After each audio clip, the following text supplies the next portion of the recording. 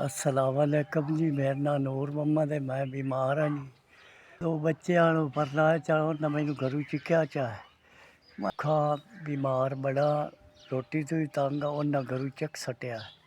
ਕਿਸੇ ਦੇ ਘਰ ਪਰਾਏ ਘਰ ਬੈਠਾ ਦੇਵਣ ਚ ਰੋਟੀ ਖਾ ਲਵੀਦੀ ਨਾ ਦੇਵਣ ਤਾਂ ਨਹੀਂ ਖਵੀਂਦੀ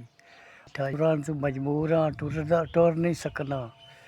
ਤੇ ਬੜਾ ਤੰਗ ਆ ਮੈਂ ਤੁਹਾਨੂੰ ਹੱਥ ਜੋੜੀ ਖਾ ਮੈਨੂੰ ਦਵਾਈਆਂ ਜੋ ਕੇ ਦਿਓ ਮੈਂ ਬਹੁਤ ਜ਼ਲੀਲ ਆ ਘਰੋਂ ਉਹਨਾਂ ਮੈਨੂੰ ਚੱਕ ਦਿੱਤਾ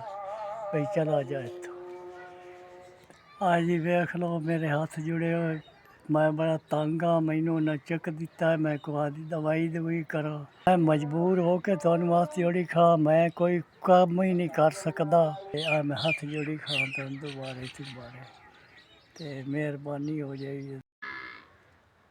ਤੁਹਾਡੇ ਨੂੰ ਮੈਨੂੰ 5000 ਰੁਪਇਆ ਦੇ ਗਿਆ ਤੰਦਰੁਸਤੀ ਦੇਵੇ ਤੁਹਾਨੂੰ ਹੱਜ ਕਰਾਵੇ ਮਦੀਨਾ ਤੁਹਾਡੇ ਬੱਚਿਆਂ ਨੂੰ ਗਾਣਾ ਦੇਵੇ ਇੱਥੋਂ ਵੀ ਰੱਬ ਜ਼ਿਆਦਾ ਦੇਵੇ ਮੇਰੇ ਕੋਲ 5000 ਆ ਚੁੱਕ ਤੁਹਾਡਾ ਭਲਾ ਕਰੇ ਗਰੀਬਾਂ ਦਾ ਭਲਾ ਕੀਤਾ ਨਹੀਂ ਤੁਹਾਡਾ ਵੀ ਰੱਬ ਭਲਾ ਕਰੇ ਦਵਾਈ ਲਈ ਸਾਂ ਜੋ ਦਾ ਕੋਈ ਦਾਰੂ ਰੋਟੀ ਟੁੱਕਰ ਥਿਕੜੀ ਲਈ ਸਾਂ